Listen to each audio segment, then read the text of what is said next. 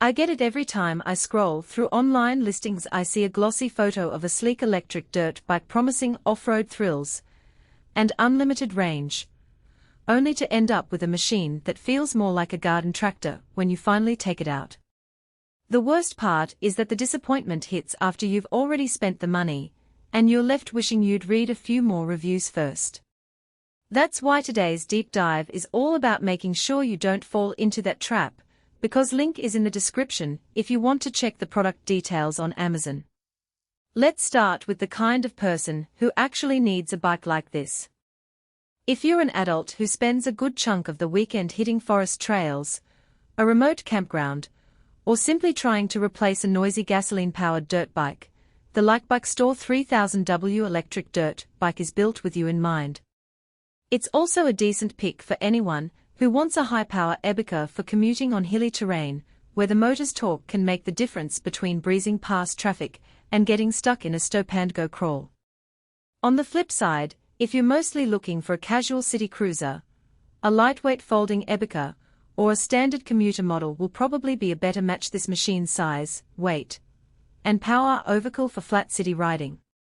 First impressions matter, and the 3000W peak brushless motor does more than just sound impressive on the spec sheet. In real-world testing, the motor delivers a punch of torque that feels immediate when you twist the throttle. Think of a gasoline dirt bike's kickstart, but smoother and without the choke. That raw power translates into climbing steep, loose soil inclines with very little sag, so if you've ever tried to push a 150 kilograms bike up a mud-covered hill, you'll appreciate the confidence this motor provides. The 7-speed gear hub adds a layer of control you don't often see on electric dirt bikes. You can stay in a low gear for steep climbs and then shift up for a relaxed cruise once you're on a flatter section.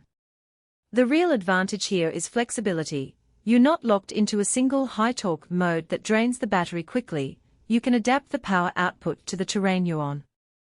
Now, power alone isn't useful if the battery can't keep up.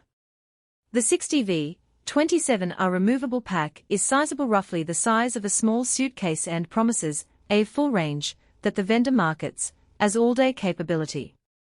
In practice, on moderate difficulty trails with mixed climbs and flat stretches, you can expect about 30 to 35 miles before you need a recharge.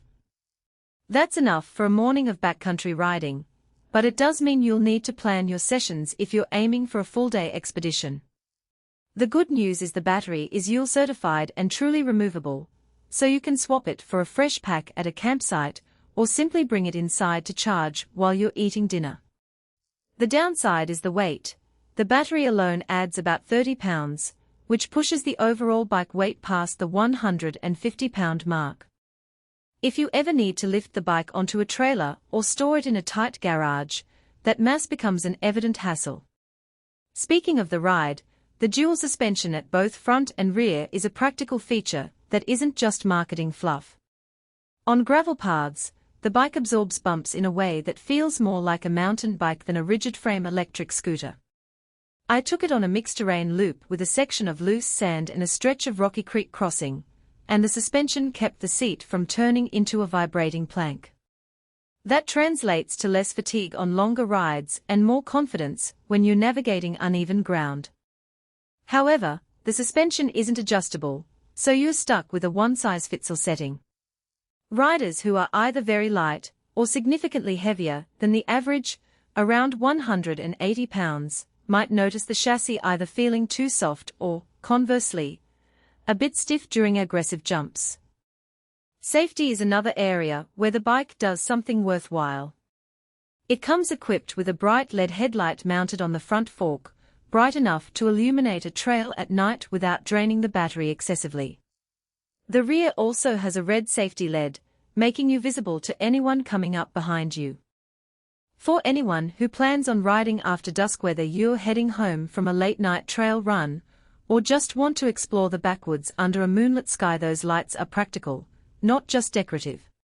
The only issue is that the headlight is fixed in one direction. You can't angle it for side illumination, which could be limiting if you need to navigate a narrow canyon with low walls.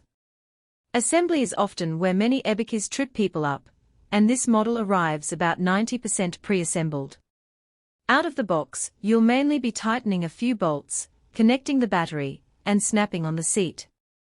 The instruction manual walks you through it step by step, and most reviews mention that the whole process can be done in under an